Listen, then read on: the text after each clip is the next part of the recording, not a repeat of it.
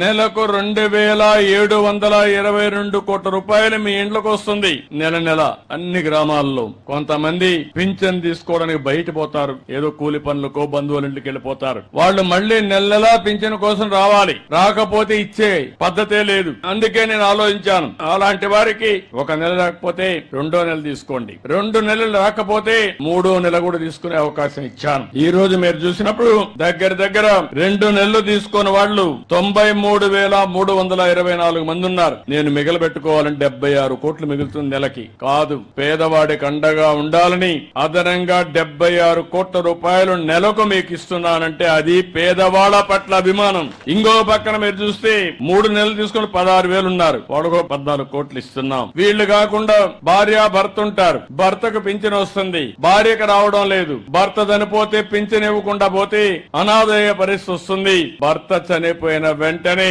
భార్యకు పింఛన్ ఇచ్చే విధానానికి శ్రీకారం చుట్టామని చెప్పి కూడా నేను మీకు తెలియజేస్తున్నాను. ఆటోమేటిక్ గా ఇస్తున్నాం. రెండోది మీరు ఒక్కసారి గుర్తుపెట్టుకోవాల్సింది, ఈ రోజు పింఛన్లు మీ ఇంటికి పంపిస్తున్నాను, 7 గంటలకే పంపిస్తున్నాం. మళ్ళీ టెక్నాలజీలో అనుసంధానం చేస్తున్నాను. ఎక్కడిచ్చాడో కంట్రోల్ రూమ్ నుంచి మీ ఇంటి దగ్గర ఇచ్చాడా, పక్కనిచ్చాడా, లేకుంటే ఎక్కడన్నా వాళ్ళ ఆఫీసు పిలిపించాడా, మొత్తం సమీక్ష చేస్తున్నా. మళ్ళా మీకు ఒక మెసేజ్ పంపిస్తున్నా, పింఛన్ ఇచ్చినప్పుడు డబ్బులు ఏమన్నా తీసుకున్నారా అని కూడా అడుగుతున్నా, మిమ్మల్ని ఇబ్బంది పెట్టారని అడుగుతున్నా, మర్యాదగా మాట్లాడారని అడుగుతున్నా. అంటే ఉద్దేశం ఏంటి? పింఛన్ ఇవ్వడం అనేది తీసుకోవడం మీ హక్కు, ఇచ్చే వాళ్ళకు కూడా జీతం ఇస్తున్నాం, ఇచ్చేటప్పుడు గౌరవంగా ఇవ్వాలని ఎప్పటికప్పుడు పర్యవేక్షిస్తున్నాం. నేను ఒక మాటలో చెప్పాలంటే అందరినీ అభినందిస్తున్నా. తొలి రోజే 98% పింఛన్లు ఇచ్చేస్తున్నారు. మా అధికార యంత్రాంగం పోటీ పడిస్తున్నారు. ఇప్పుడు దానికి అందరినీ అభినందిస్తున్నా. శభాష్, మీరు పేదల సేవలో బ్రహ్మాండంగా పనిచేస్తున్నారు, దానికి మనస్ఫూర్తిగా అభినందనలు. మీకు అందరికి కూడా పింఛన్లు వస్తున్నాయని నమ్మకం ఉంటే గట్టిగా చప్పట్లు కూడా చెప్పండి,